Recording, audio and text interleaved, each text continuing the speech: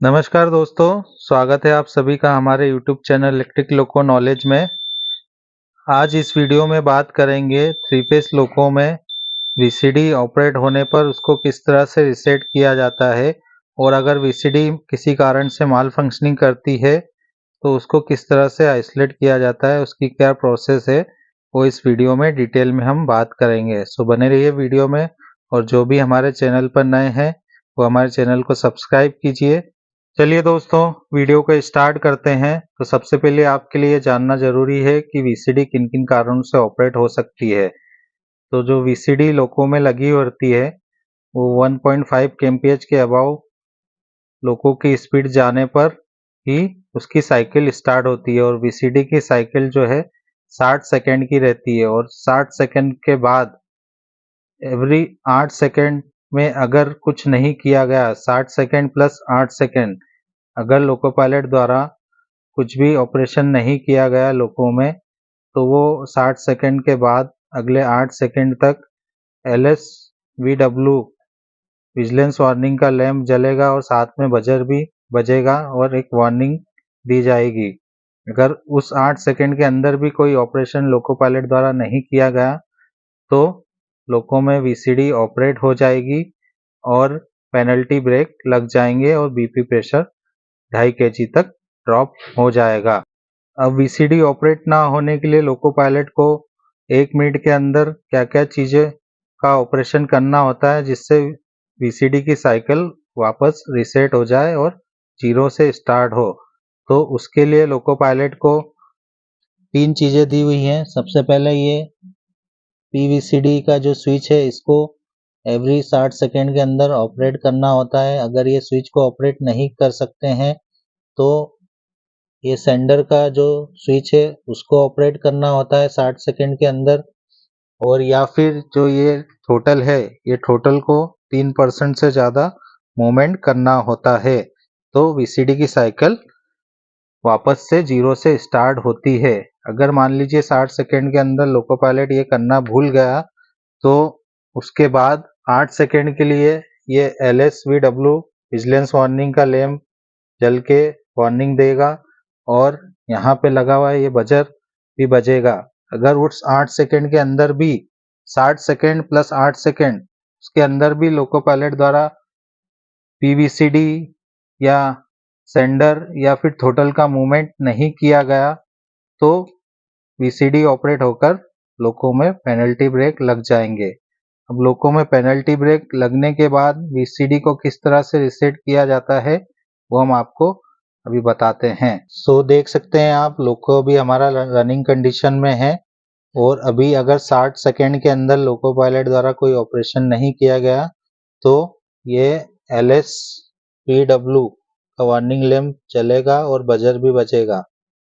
सो देख सकते हैं आप, ये अभी 60 सेकेंड के अंदर कोई ऑपरेशन नहीं किया गया तो ये LSPW का वार्निंग लैंप जलने लगा और ये बजर भी बजने लगा।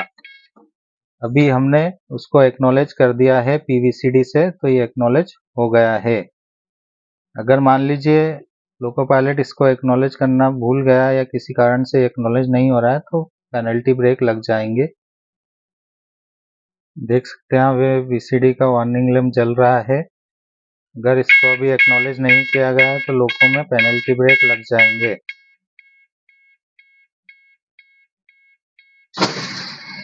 देख सकते हैं वीसीडी ऑपरेट हो चुकी है और लोको में पेनल्टी ब्रेक लग चुके हैं। बीपी प्रेशर जीरो हो चुका है और यहाँ पे ये विजिलेंस इमरजेंसी ब्रेक का फॉल्ट मैसेज भी आ चुका है। एक बार वीसीडी ऑपरेट होने के बाद आपको SA9 लगाकर गाड़ी को खड़ा करना है और साथ में A9 को फुल सर्विस पे रखना है ताकि आपका MR प्रेशर ड्रॉप ना हो। और थ्रोटल को जीरो पर करना है और रिवर्सर को भी जीरो पर करना है। और अगर नॉर्स वाला लोको है तो 32 सेकेंड वेट करना है और E70 वाले लोको में 120 सेकेंड वेट करने के बाद ये विजिलेंस रिसेट पुश बटन को BPPR को प्रेस करना है।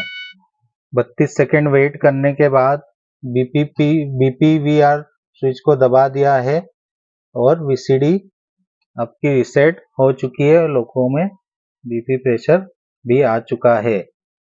तो लोको में वीसीडी का वार्निंग लैंप जलने के बाद अगर आप उसको एक्नॉलेज कर रहे हैं पीवीसीडी द्वारा या टोटल द्वारा या फिर सेंडर स्विच द्वारा, तो भी अगर वो एक्नॉलेज नहीं हो रही है और वीसीडी माल फंक्शनिंग कर रही है, तो वीसीडी को किस तरह से आइसोलेट करना है वो आगे वीडियो में हम आपको बताते हैं।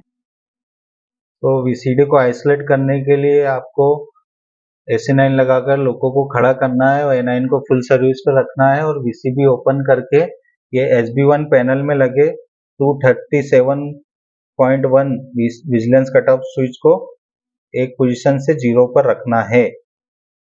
वीसीडी को आइसोलेट करने के लिए आपको कंट्रोल इलेक्ट्रॉनिक्स को ऑफ करने की ज़रूरत नहीं रहती है और ये 237.1 स्विच को नॉर्मल करने के लिए मान लीजिए 0 पर 0 से नॉर्मल करना है तो भी आपको कंट्रोल इलेक्ट्रॉनिक्स को ऑफ करने की ज़रूरत नहीं है, लेकिन लोको को खड़ा करना है SA9 लगाकर, उसके बाद ही आपको इसको नॉर्मल करना है, 0 से 1 पर करना है, क्योंकि उस दौरान बीपी प्रेशर भी ड्रॉप होता है। अगर इसको आप 0 से 1 पर करेंगे तो उस दौरान बीपी प्रेशर भी ड्रॉप होगा।